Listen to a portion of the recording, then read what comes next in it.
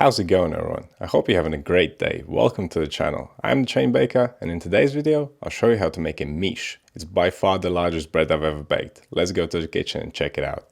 Just look at the size of it. Isn't it beautiful? Miche, also known as country bread, it originated in France. The reason why it's so big is because back in the day people never had ovens at home. So they would prepare their dough and bring it to the village baker or the communal oven of the village. And you can't do that every day. Your bread had to feed you and your family for a week or two. This one's only 2 kilos or 4.4 pounds. It can get up to 3 times the size.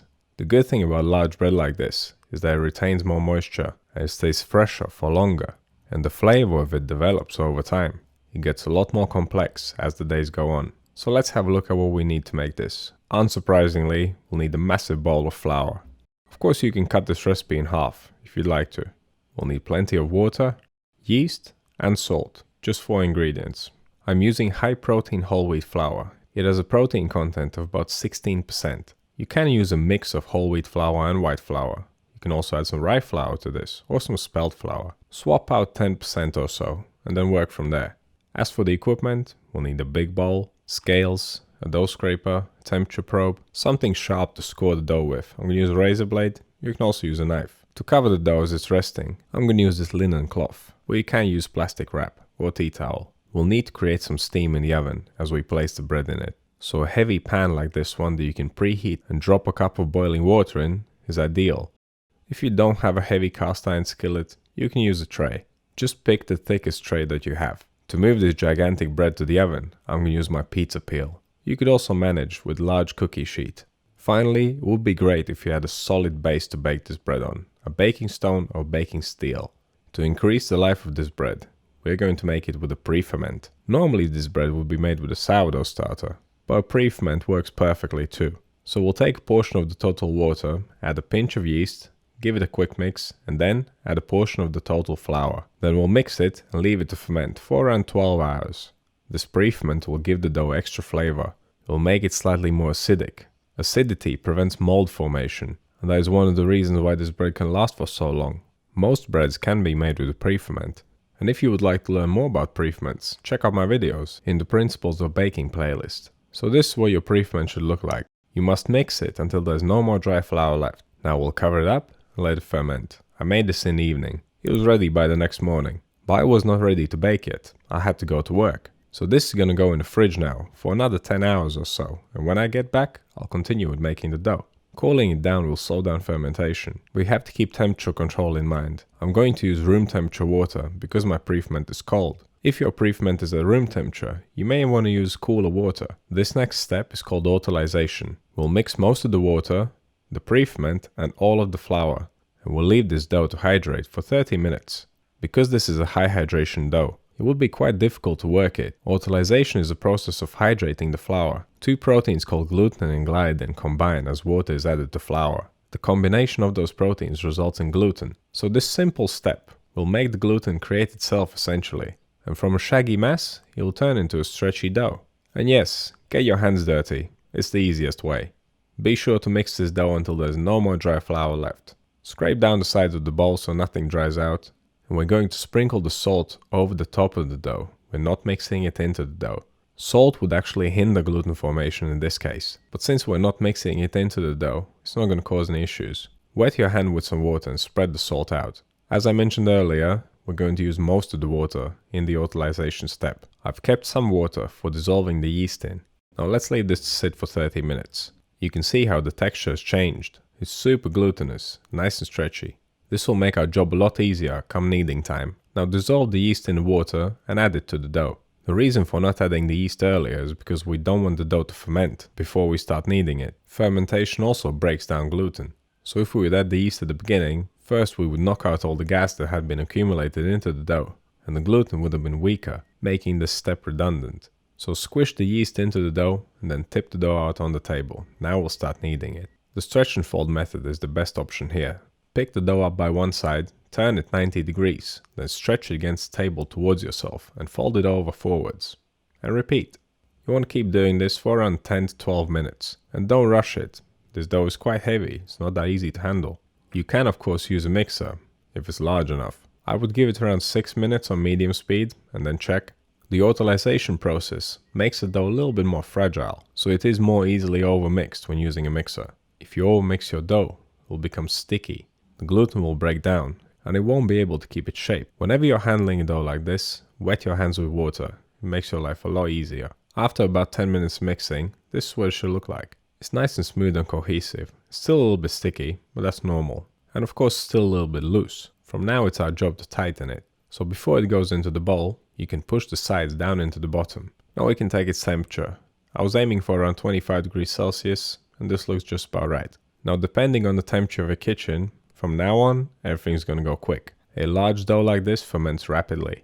During the 35 to 40 minutes of the first proof, it will start rising quite well. Halfway through bulk fermentation, we'll give it a fold. Wet your hands and your scraper, release the dough from the bowl. Now you want to lift the dough up by the middle and roll it underneath itself. Ideally, ask someone to hold the bowl. My bowl is so light that it kept lifting up. He has a better shot at the rolling process. This is called a coil fold, and you want to repeat this on all 4 sides. Just lift the dough up and roll it underneath itself. All this folding builds tension. It'll help the dough keep its shape. Depending on what kind of flour you're using, your dough may be looser, so you might want to add an extra fold. In that case, fold the dough after 20 minutes, let it rest for another 20 minutes, and then fold it again, and let it rest for 20 minutes. That'll total in about an hour of bulk fermentation. 1 fold is enough for me, so I'm going to cover this dough up and leave it to ferment for another 35 minutes. Another reason why it's fermenting so rapidly is because we're using a preferment. The whole purpose of a preferment is to add lots of flavor without fermenting for too long. Of course, the preferment took a long time to ferment, but we didn't have to be there, right? So after the second proof, dust the dough with flour and pop it out on the table with the smooth side down.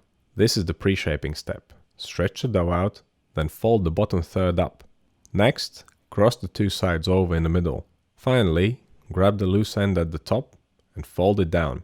Now you can flip the dough with the smooth side up again and tighten it against the table by pulling it towards yourself. And the final shaping will be pretty much as the pre-shaping.